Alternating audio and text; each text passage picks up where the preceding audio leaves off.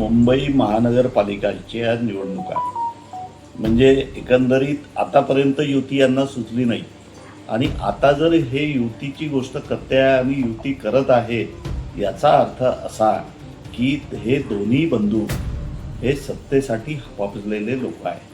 म्हणजे मुंबई महानगरपालिकेची सत्ता यांना पाहिजे आहे म्हणून युतीचा विषय डोक्यामध्ये आलेला आहे असं म्हणायला हरकत नाही. मुंबई महानगरपालिकेच्या बाहेर ना उद्धव ठाकरे आहे ना राज ठाकरे. त्याच्यामुळे मला असं वाटत नाही की विदर्भात किंवा अन्य बाकी याच्यामध्ये याचा खूप परिणाम होईल.